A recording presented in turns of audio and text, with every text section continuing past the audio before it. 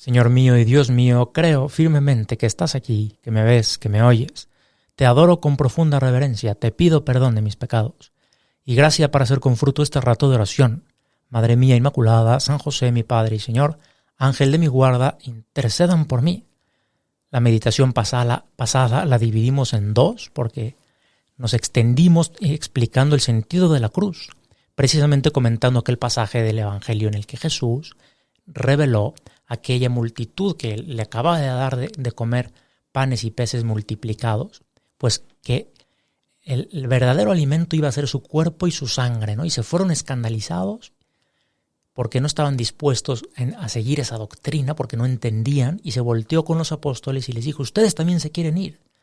Y Pedro entendió que esas palabras de Jesús eran una invitación a hacer un acto de confianza a pesar de no entender. Y Pedro le dijo, Señor, ¿a quién iremos? Tú tienes palabras de vida eterna, ¿no? Como diciendo una exclamación de libertad muy bonita, ¿no? Porque a pesar de no entender, no lo rechazan, sino aplican como la llave de acceso al entendimiento, que es la confianza, ¿no? Y eso no significaba en ese momento que Pedro hiciera una especie como de acto de fanatismo, sino que era como, Señor, tú tienes palabras de vida eterna, no entiendo lo que estás diciendo, pero confío en ti y sé que confiando en ti terminaré por entender.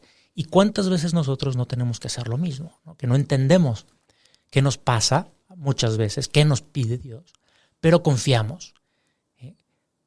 Y entonces emprendemos un camino hacia el entendimiento, porque no somos fanáticos.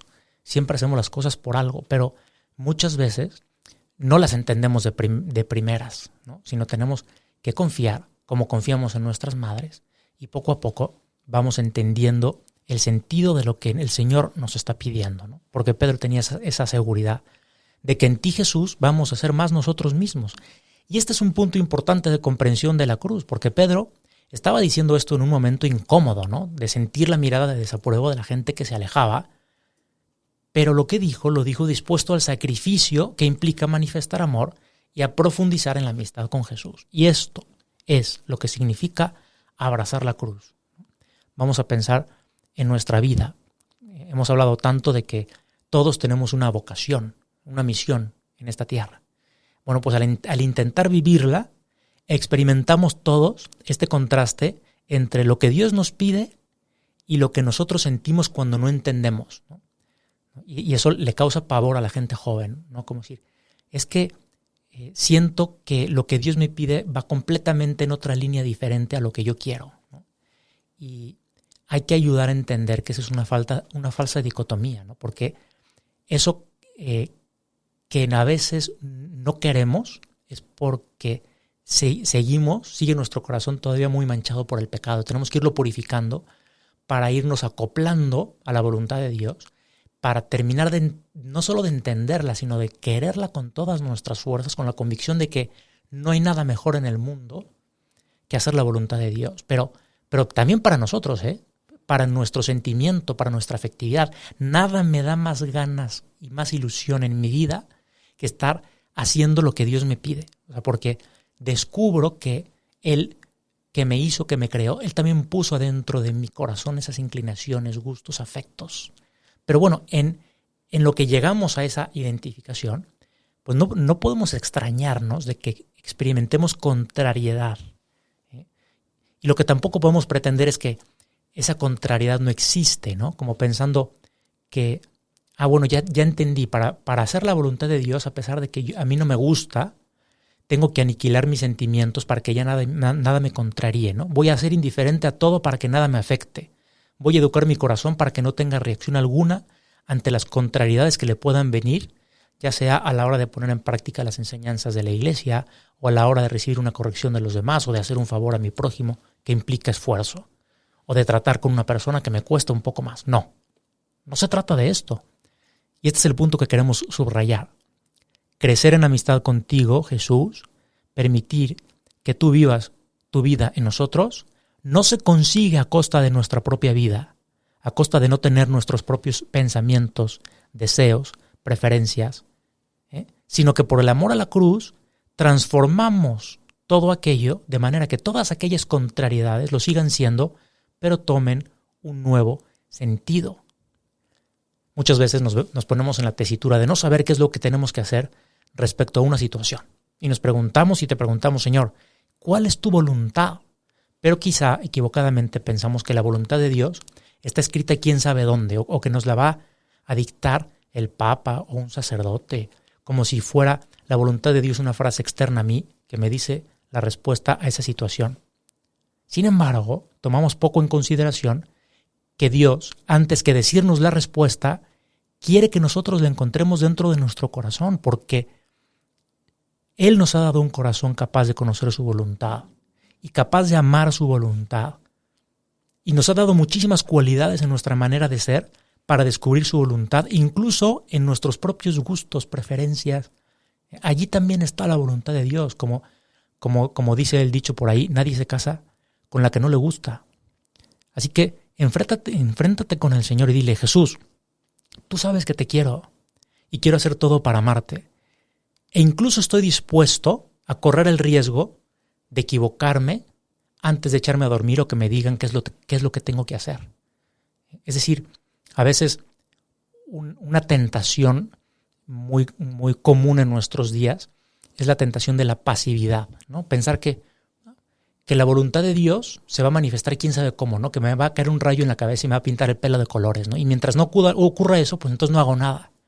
Pues esa falta de iniciativa es una comodidad y es un egoísmo muy grande, ¿no? Lánzate sin miedo a equivocarte, porque estoy dispuesto a equivocarme, Señor, pero sobre todo estoy dispuesto a cambiar de opinión si mi decisión es equivocada. Aunque me haga sufrir, porque a nadie le gusta que le digan que se equivoca. Hay que estar dispuestos a sufrir, porque una de las maneras que tenemos de refutar la llamada del Señor a tomar la cruz de cada día es esa falta de iniciativa que esconde una comodidad muy grande. Es puro miedo al sufrimiento. Antes de que me vaya yo a equivocar, ¿no? Mejor no hago nada, ¿no? Tengo miedo al fracaso, y antes que fracasar y ofrecerle al Señor el fracaso, prefiero la cobardía de simplemente no hacerlo. Cobarde. Porque me pongo nervioso lanzarme a hacer algo en donde no tengo todo el control. Pero eso no es el cristianismo, ¿eh? Si hubiera sido así, los apóstoles seguirían en las catacumbas. Jesús lo que nos está diciendo es, confía en mí, sígueme. No te estoy pidiendo certeza de mí, como tampoco la tuvieron Pedro y los apóstoles cuando les hablé del plan de vida. Y siempre hay una parte de nosotros que se resiste, ¿verdad? Porque está muy arraigada en nuestra cultura la canonización de lo espontáneo. De pensar que la idea de que solo puedo hacer libremente lo que surge espontáneamente en mi interior, lo que a mí se me ocurra es mi más sincero yo. Y del otro lado están las reglas, la autoridad, las obligaciones y todas las cosas que se supone que debo hacer. Y la libertad, entre comillas, consiste en mi habilidad para no dejarme oprimir por esas reglas y esa autoridad y esas cosas que se supone que debo hacer, sino seguir lo que espontáneamente surge en mi interior. Bueno, lo importante para nosotros los cristianos es que evitemos ese conflicto, porque es una falsa dicotomía, es un falso conflicto. Porque el dogma que experimentamos todos los días, así más claro que en ningún otro, es que somos pecadores. Y nosotros creemos que hemos sido heridos en nuestra humanidad por el pecado de origen y por nuestros pecados personales, y que necesitamos salvación. Y que aunque esa herida haya sido sanada en su raíz por Cristo en la cruz, y se nos aplica en el bautismo, si se borra el pecado original, pero quedan sus secuelas. Y sin embargo, Cristo ha hecho capaz nuestra naturaleza de conocer y querer el bien y la verdad para buscarlo, para estar con Cristo, para vivir en amistad y amor con otras personas, y que cuando tomamos nuestra cruz cada día, a través del deseo de estar dispuestos al sacrificio, lo que estamos haciendo es purificando y rectificando esa naturaleza, ese diamante del que te hablaba en la meditación pasada, ¿no? ¿Sí? Para que brille auténticamente lo más auténtico nuestro, que no es el pecado, ¿no? Sino es nuestra naturaleza, nuestro origen divino, creados a imagen y semejanza de Dios, hijos de Dios. Y elevar lo que Dios ha creado en nosotros para poder ir adelante y remover esa inclinación al pecado para poder ser auténticamente esa persona que Dios ha creado y en la que nos ha llamado a ser. Madre nuestra, ayúdanos a seguir profundizando en este misterio de la cruz y nos vemos en la tercera entrega de esta meditación. Te doy gracias, Dios mío, por los buenos propósitos, afectos e inspiraciones que me has comunicado en esta meditación. Te pido ayuda para ponerlos por obra. Madre mía Inmaculada, San José mi Padre y Señor, Ángel de mi guarda, intercedan por mí.